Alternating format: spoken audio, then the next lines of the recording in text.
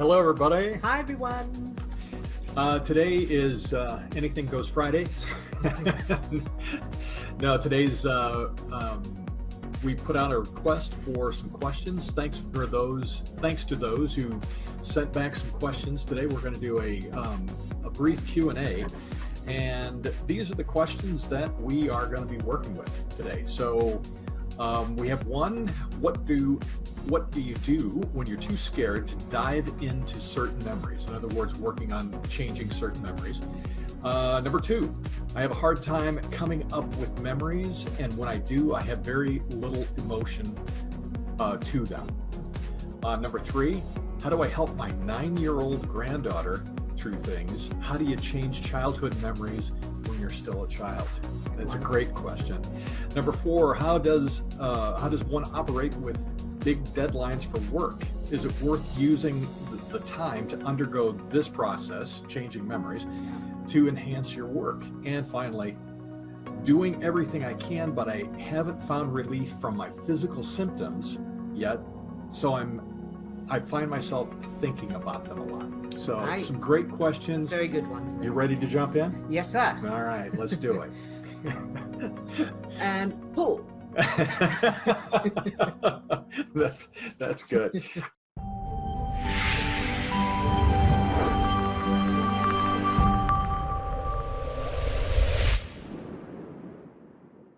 So which one do you? So Well, let's start from the. all right. So first one. Magdalena sent in a great question.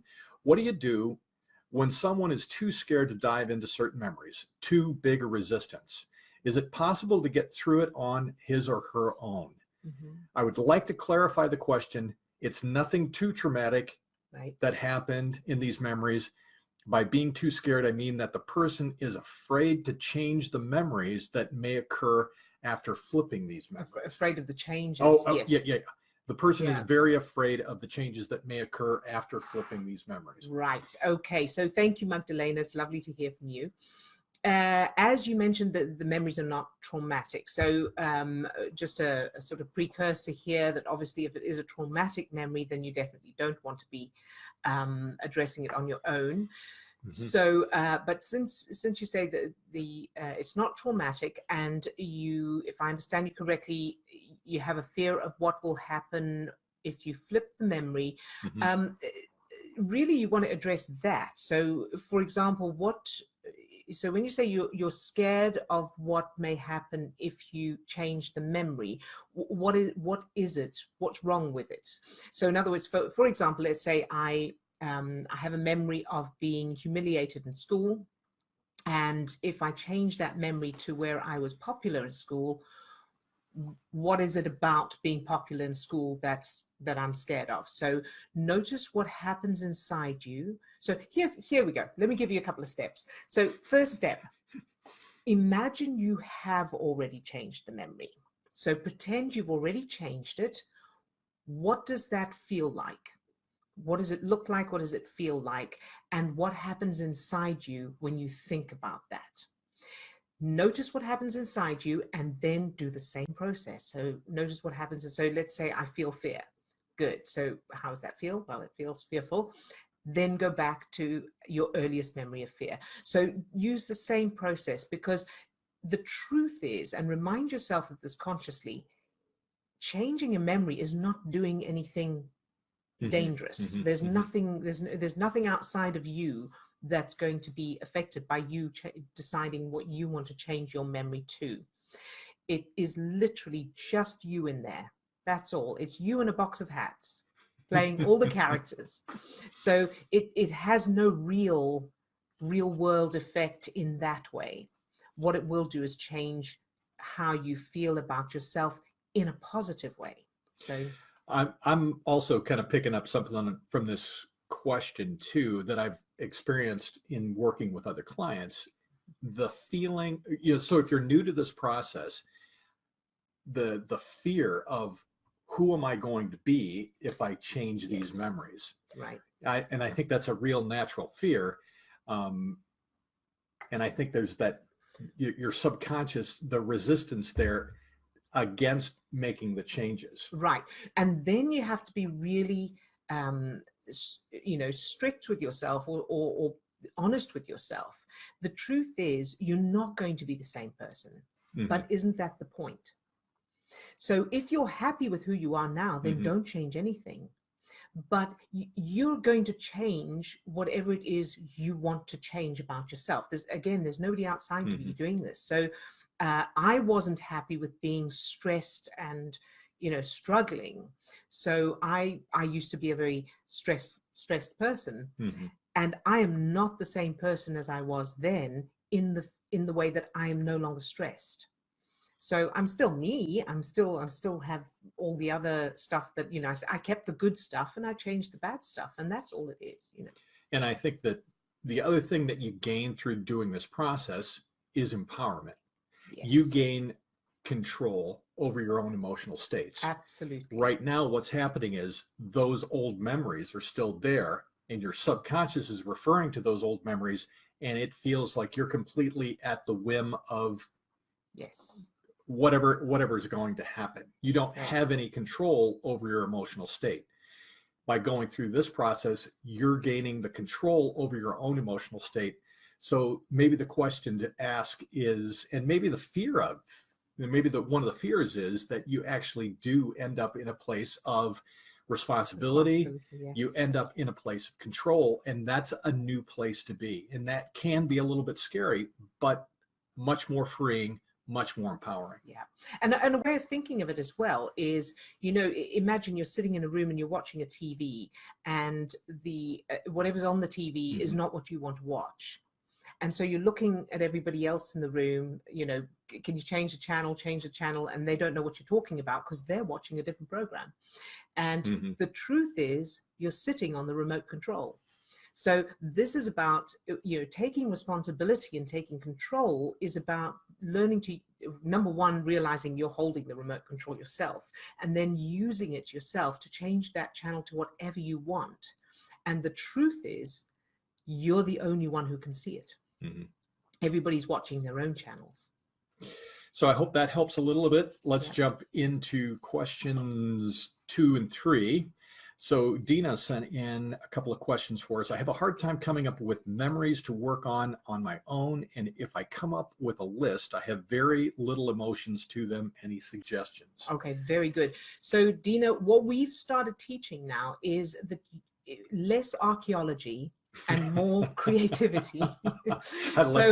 Less archaeology. I like that. What we're teaching now is if you can't come up with many memories, that's okay. You don't need to go digging for them. Simply create new ones. So this is not about the process. This is about the results. And the result is to have created a whole new childhood that supports what you want in your life now. So what we're doing now, and it's much quicker, is create new childhood memories, and only if memories pop up that contradict it, then change those. So you don't need to go looking and digging for memories that you can't find. Okay, because what you do then is you're firing those neural networks and reactivating them anyway. There are a lot of people that I work with. They're like, I can't remember. I don't have any memories from my childhood. I don't remember much. And that's actually in the way that we do things now. I think it's actually a good thing. Don't worry about it. Create the new childhood. Conversely, there's people that have tons and tons of memories, and you don't have to get or to be despairing about having a lot of memories either, and feeling like I've got to go back and fix every single memory that's there. Right. You just need to create the new childhood and work on those references that are holding you back from being able to live and feel that new childhood. Yes, exactly. So just decide what you want now, or how you want to feel now, what you want to experience now, and then go to your childhood, and starting from the beginning, give whatever you want to achieve now to your parents and grandparents and the little you.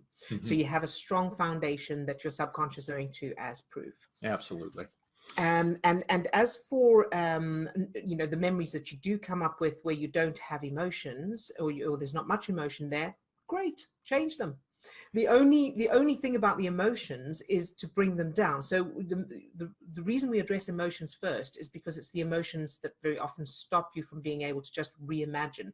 But really, if there's no emotion there, then try just imagining the whole thing differently. And here's the key, and this is so important: the more you do this, the easier it gets. Absolutely. So you will reach a point where you're able to realize that you have a bad memory from your childhood, and then just imagine it differently. And then it's practicing that new memory that establishes the new neural network and allows the old one to fall away. Yeah, and I say the fewer emotions you have, the easier it's going to be. Definitely. So yeah. This question, the other question is, how to help my 9-year-old granddaughter through tough things? How do you change childhood memories when you're still a child? I think that's a great question. That's a great question. And to be honest, for children, it's generally, I'm generalizing, but it can be easier for children because they've got, number one, they haven't had as much practice with the bad stuff as we have.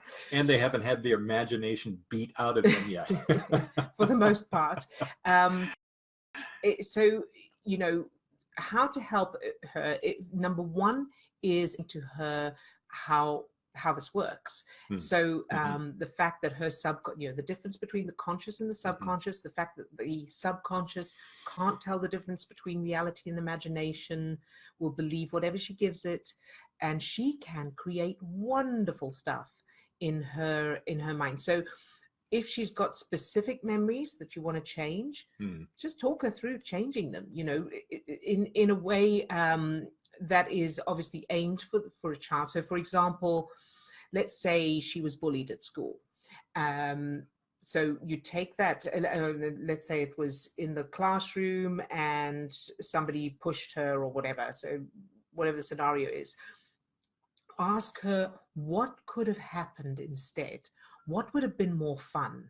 A water fight, a trampoline, a celebrity visiting, a basket full of puppies. And because children, generally speaking, children have a lot more freedom with their imagination, they can often come up with, the most wonderful options and scenarios. And keep bearing in mind for yourself as well, when she does that, the subconscious can't tell the difference. Her subconscious will believe whatever's there. And as long as it's positive and empowering, so, she can go as overboard as she likes, as long as it's wonderful. And it really is the same process. If she's stuck in her tough stuff, if she's stuck in those feelings of being triggered, what you're trying to do is to help her redirect her focus. Yes. So you can give her things, so you can remind her that whenever she's starting to feel bad about it, to give her something else to put her focus on. Yes. So whether Absolutely. it's the new memories or, thinking about being with her puppy, whatever those things are, to help her redirect and helping her gain that sense of control. So you're teaching her that she can be the master of her own emotions. And the earlier she's going to be doing this, the better. Absolutely. And another thing you can do is suggest that she imagine she's got a magic wand and ninja powers. As she goes about her day, she can aim her glitter sparkles of wonderfulness at whatever she doesn't want. So, work with the imagination, and it's generally much easier with children. No, I think and very importantly, and this is even more important than everything we've just said now, is to address your own stuff. So make sure that you are doing this for yourself and the little you. So Absolutely. Work with the child in you and help empower her, because you are going to be the way you are with yourself is going to be much more impressive on her than anything she's gone through. Okay. Very good. Question 4. Get it right. Plus con. Hardy says, How does one operate with big deadline for work? Is it worth using time to undergo this process to enhance your work? Very good question, Hardy. Thank you. So there's a couple of things here. The first thing is, is about sharpening the saw. And I'm sure you've heard of that before, where you're chopping down a tree and with a blunt saw, but you don't want to stop to sharpen the saw because that's taking time out. And yet, if you stop to sharpen the saw, the chopping of the tree will go much quicker and easier. However, it's important to make sure that you're not using this as another option for procrastination, right? So you do want to you want to address you want to use it and address the things, but be aware that you're not using it to, in a sneaky way, subconsciously. Yeah. So what you want to do is, the first and most important thing is to get into a good positive state of mind before you do anything anyway. So do whatever it takes to feel happy, positive, and good. And so that means, watch some comedy, listen to some music, do some physical exercise, watch an uplifting TED talk, anything like that, because then you'll bring your prefrontal cortex back online, which will enable you to be more effective. So that's the first thing. Then the second thing is, as Steve pointed out this morning when we were talking about this, it doesn't need to take long. You don't need to spend hours on this. So you can literally just check in with a few memories, change a couple of memories, practice the new ones, and then get on with your work. It does not need to take time out from your work. But, and you may also want to, you may want to watch our procrastination video, which we will post a link to in the comments after this. If you're watching this on YouTube, it'll be in the description below. And but briefly ask yourself, what is it about this work that I don't want to do? So when I think about doing the work, what happens inside me? So am I feeling despondent? Am I feeling I don't know what to do? Am I feeling frustrated? What's there? And then address that. How does it feel? Where have I felt it before? Change those childhood memories, practice the new ones, and then come back to doing the work. So, so that's and I think that it's not just Hardy. There's a lot of other people that I've heard that same sort of sense that there's that feeling of work about making changes in ourselves, and that oh my gosh, I've got to spend so much time doing this, and it's this arduous task, and it really isn't that. You want to think about, as you're changing memories and you're changing states, that's something that you want to carry with you all day long. Exactly. You want to just be practicing that all day long. And it's not a sense of work as much as getting into the mindset and staying in that mindset. And kind of, it takes literally seconds to do that. So there isn't any reason why you can't be doing the work, the big jobs that you need to be doing, and still practicing new memories, and staying in that state, redirecting your focus as you're doing that. It's about a change in lifestyle more than a task or a work thing that we have to do. Yes, absolutely. Okay, great. And the final one? And the final question goes to, comes from Kara, who says, I'm not sure if this fits. Maybe it's more for the group, but I wanted to find out the balance between enjoying my life and doing this process. I do use the redirect, but I don't always remember to. I haven't found relief in my physical symptoms yet, so I find myself thinking about it a lot. What other memory could I work on? Should I do more sessions? Maybe it's just physical and I have to keep dealing with it on that level, et cetera, et cetera, et cetera. Also reviewing my notes and watching videos, and even checking out other modalities. So yeah, I'm not exactly sure. I read that last sentence there, but I think you get the gist of the question. Yeah. So a couple of things. So in the first instance, where physical symptoms are concerned, absolutely you need to address the physical, of course, and I know you know that, but I'm saying this for others who may be watching this as well. So the first port of call is obviously medical advice. So always address the physical symptoms. It's very important to eat healthily, exercise, get enough sleep, get enough water, do all of the, the sensible physical stuff, in addition to lowering your stress by using ESC and CMT to change your childhood memories. Now, as far as from your question, one of the things that I thought of when I first read your question is something that I actually brought up with my ESC group, the ESC course I'm teaching at the moment.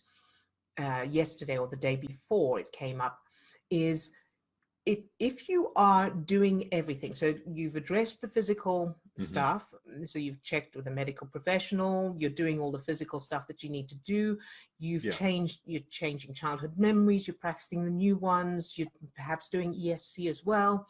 So you're doing all of that and you're still not seeing a change in your symptoms. A place to look is, where are you putting your focus the rest of the time? So, we were saying this morning, it's like being on a diet. It's like going, right, I'm going to go on, I want to lose weight, or I want to get healthier. And so for breakfast, I'm having salad and water and no sugar and no this, that, and the other, and then spending the rest of the day eating donuts. So doing these exercises, changing childhood memories, practicing new childhood memories, meditation, thinking positively, doing all that kind of stuff is great. But it's not enough if you're spending more of your time reading the news, social media stuff where there's, this terrible things happened, and, politics and all of the stuff that makes you triggered, that produces stress chemicals. So, and here's the trick, the thing about it, the tricky thing about it is that generally a lot of people don't realize they're doing it. So it's not that, it's not on purpose. It's just that we get so used to it that we don't realize that we're spending 80% of our time focused on things that are wrong, or things that upset us or annoy us. Sorry, I don't want to say, and I've forgotten. I'm sorry. You said, you go. No, I was just going to say that it's similar to, to that notion, that mindset that kind of pigeonholes self-development work, so that, we're doing these changes in ourselves, and that's that part of my life. And I can hit the check mark in there, and okay, I've got that. And now I go on with the rest of my day. Right. So you're jumping back into the swamp. Yes. So we spend more of our life in the swamp than we do out of the swamp. Exactly. So, and in a good place to, kind of look at this is, and it might be your social media feed. Yes. Take a look at what's there on your social media feed. You may have a number of positive things that you've shared or you've posted, and then, you're also posting things that are, well, they may seem like they're good things, but when you think about them, what's the feeling, and what are you focusing on when you're thinking about those posts? Does it make you feel good? I've remembered what I was going to say. Good. Is the percentage thing. So I remember, a few years ago, my sister saying to me, you need to spend more than 50% of your time feeling good than feeling bad in order to change that. And I'm going to amend that. You need to spend a lot more than that, because the reason is stress chemicals are more powerful, and they're stronger. They have a more powerful effect than feel-good chemicals. And the reason for that is because they're for survival. They're designed to get and keep our attention for us to survive. So you need to spend at least 70 to 80% of your time feeling good compared to feeling bad. And the more the better. So if you are spending 60% or 50% of your day feeling bad, or worrying about stuff, reading stuff about things that people have done that are bad, then you're producing stress chemicals, and it's absolutely going to exacerbate the physical symptoms you're having. It makes perfect sense. Yeah. So that's a place to look. So have it, become aware. What am I thinking at this moment? Where's my focus? What am I thinking about? What am I talking about? What am I reading, listening to, watching? And replace all of the, now, as I said to my ESC class, this doesn't mean forever, because like somebody was saying, I'm interested in politics and what's happening in the world. And that's fine. This doesn't mean you can never watch the news or, talk about or discuss that kind of thing. But while you're developing the ability to gain control over your emotional state, otherwise it's like you are, you've just started learning to ride a bicycle with training wheels, Mm-hmm. and now you've been thrown into a marathon or into the traffic. So, you need to develop the skill first, because what you want is that by the time you have developed that ability, you're then able to hear stuff that's happening in the world that's not nice, or listen to politics, or read or discuss politics, or whatever, and maintain a strong, calm, positive, compassionate state, which means you keep the prefrontal cortex of your brain online, and you're able to communicate more effectively as well as be healthier. Yeah, been a few comments. Yeah, thanks for those comments. But the one question just kind of hopped in right now based upon what we're talking about here. Barbara asks, had a health collapse, always look at recent traumatic events. Recovery comes after realizing the cause. What's the proportion? 80-20? I'm not sure I quite understand Well, that. So I'm thinking, you mean for staying positive, for keeping, yeah, well, like I maybe would focusing on positive stuff. maybe. I would say as much as you can, but at least 80%. Yes. So if you can spend 80% of your time, and what it is just getting into the habit and developing the awareness, because most of the time we're unconscious. We don't know what where we're putting our focus. So it's becoming conscious. You can start by going through your social media posts, and what are you reading? What are you responding to of other people's? What are you posting? What are you watching on video? When you watch on YouTube, what kind of videos are you watching? What kind of TV programs? I used to love watching Criminal Minds, because I found it fascinating. It's the way people think and everything. And then I realized it's not a nice feeling. It's not a very nice. It's not. So it's like a diet. I call it. We call it a media diet.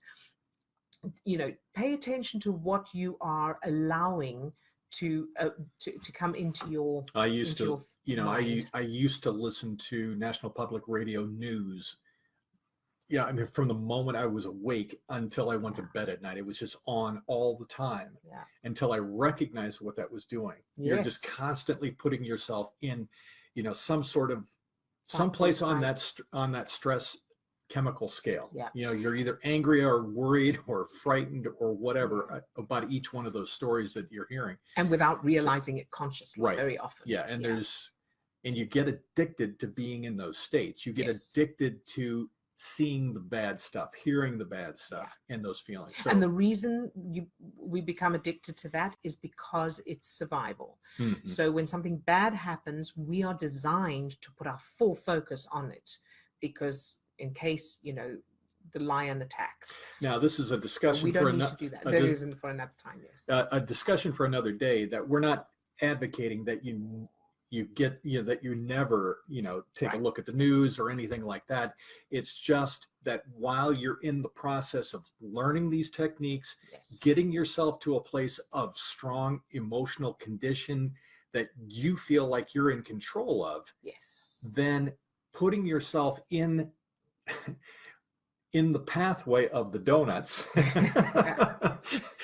If you're trying to be on a diet and you're trying to make a change in your life, you want to clear the pantry. You want to clear things out of your life to make it easier while you're in the learning stage of doing this. So a discussion for another day.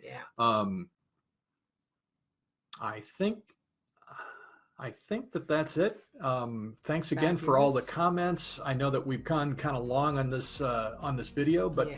happy to share that. We'll put some links to getting started on doing some of this stuff on your own in the Yes. description below. We offer a free introductory course, mini course online that you can take that and use it to completely change your life if you're prepared to do what it takes. It doesn't Absolutely. need to cost you anything, doesn't take a lot of time, and no physical effort. Great. So thanks All again right. for the questions, and we look forward to talking with you all again next week. Yes, bye-bye. Bye for now.